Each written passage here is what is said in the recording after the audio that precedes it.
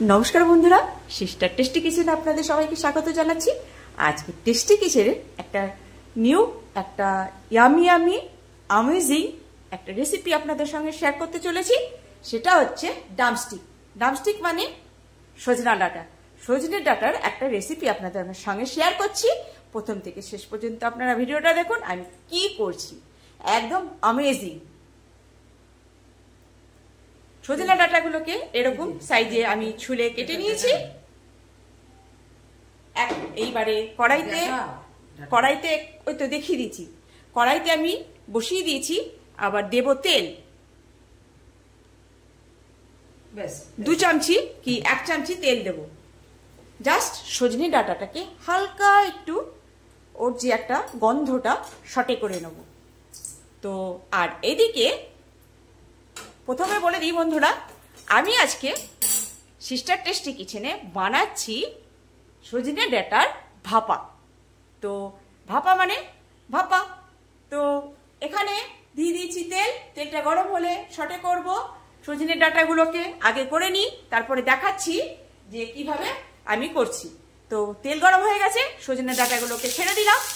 এইবারে সজনে ডাঁটাকে লাল লাল ভাজবো না বন্ধুরা, জাস্ট ওর যে হালকা একটা কাঁচা ভাবের যে গন্ধটা সেইটা একটুখানি সাথে করে নেব।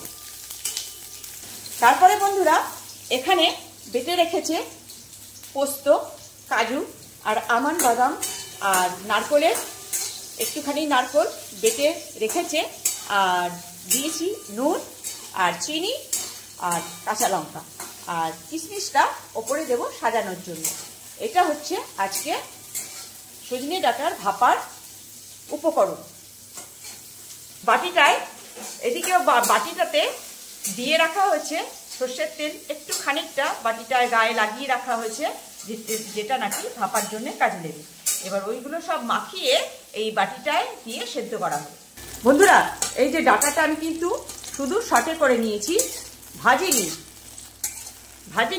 সটে করে নিয়েছি। এবার এটাকে তেল ঝরিয়ে ওটায় দিয়ে দেবো। দেখুন ডাঁটাটাকে এই যে মাখিয়ে দিলাম, এই যে মশলাটা পুরো ডাঁটাগুলোকে দিয়ে মাখিয়ে দিলাম।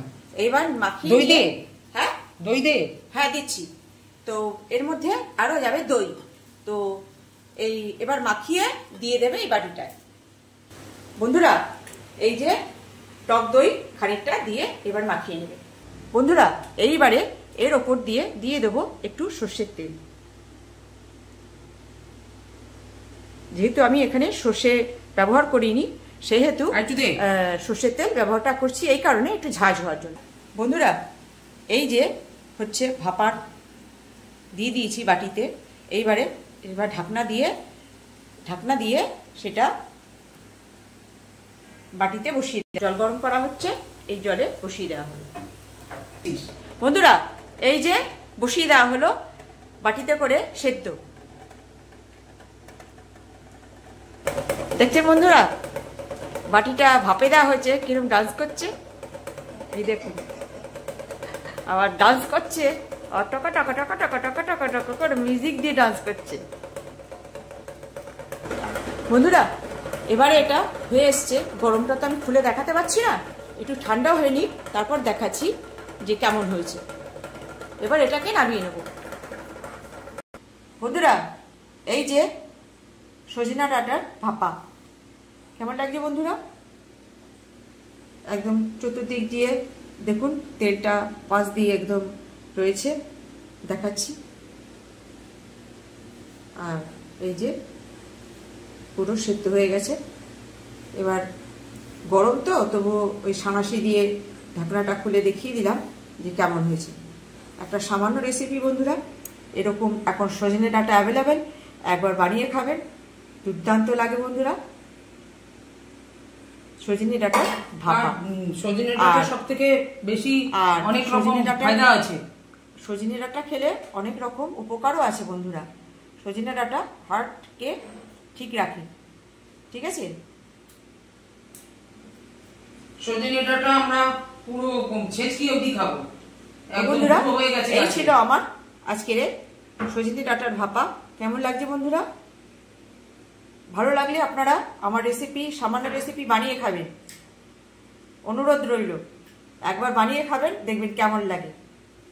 তো ভালো লাগলে একটা লাইক শেয়ার দিয়ে দেবেন, আর পারলে সাবস্ক্রাইব করে নেবেন, আর নোটিফিকেশন যা আমি সামান্য অসামান্য যাই দিই না কেন বন্ধুরা, আপনাদের কাছে তাড়াতাড়ি করে পৌঁছে যাবে। তো আর রেসিপিটা আর আমার কাছে আর জিজ্ঞেস করতে হবে না, খুলেই আপনারা এরকম করে বানিয়ে খেতে পারবেন। তো বন্ধুরা, এই ছিল আমার আজকে সজনে ডাঁটার ভাপা। আমার সামান্য রেসিপি আপনারা বানিয়ে খাবেন আর এনজয় করবেন। রাখছি বন্ধুরা, বাই।